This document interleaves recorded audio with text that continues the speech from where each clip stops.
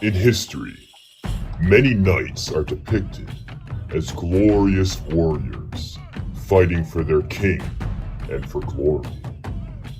This was the case for many English knights in Arthurian legend, and they are depicted as nobles who had deep faith in religion, men who were just and generous.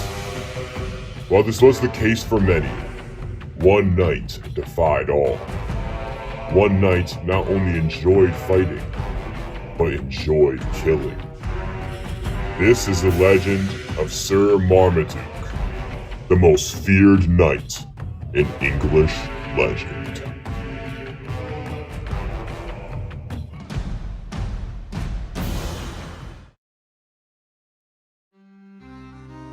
The childhood of Marmaduke is shrouded in mystery, but historians assume that he was born into wealth.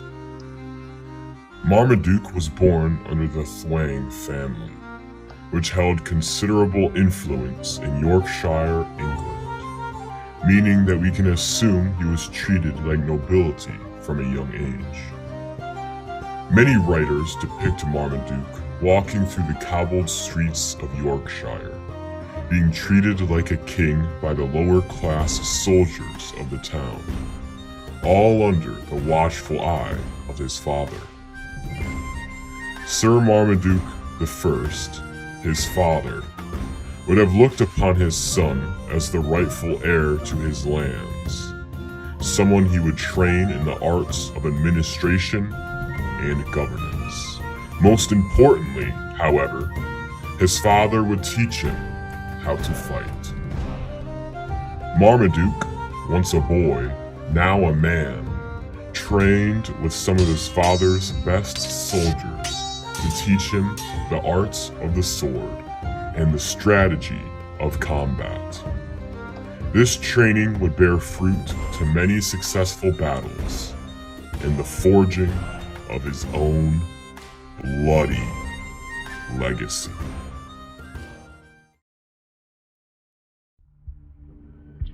To the north, in the mountainous terrain of Scotland, a war waged. Angry Scottish warriors, fed up with English suppression, revolted in the hopes of independence. As a member of the Yorkshire nobility, Marmaduke, now referred to as Sir Marmaduke de Thweng, would be required to march out with his king to put down this rebellion. It is unclear of his age, but historians assume he was around 30 to 40 years old. His now deceased father's previous loyalty and servitude to the king granted Marmaduke command of the army's heavy cavalry, a division of 300 of the most heavily armored and veteran soldiers in the king's forces. Marching out of Yorkshire, Marmaduke and his men would have seen sights of green forests, chirping birds, luscious bushes, and beautiful fruits. This sight would soon be replaced by the battlefield.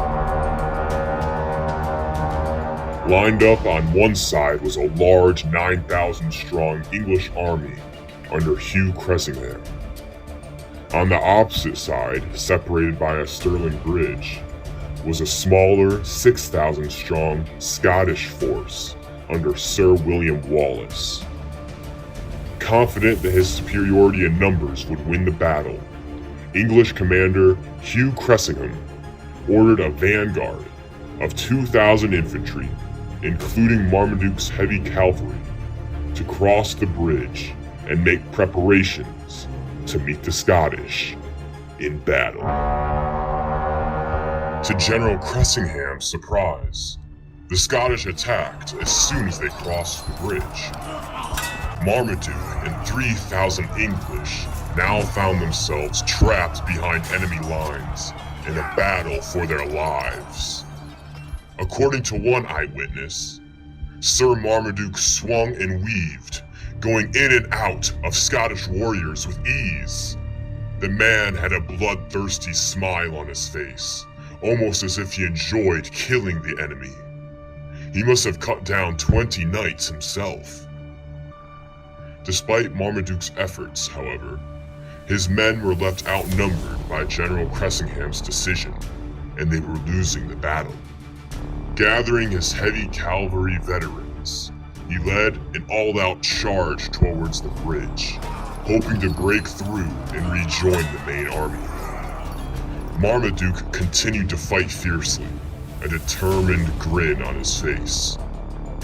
As night approached, English commander Hugh Cressingham watched from the opposite hill as his vanguard got demolished, entirely killed by the Scots. Suddenly, beyond a hill appeared a lone horseman. Sir Marmaduke, blood dripping from him in battle, was the lone survivor of the massacre. For a man to survive such a battle and live to tell the tale was remarkable, and even Marmaduke's 300-strong veteran cavalry couldn't survive. And so, the legend of Marmaduke was created, the true victor of Stirling Bridge.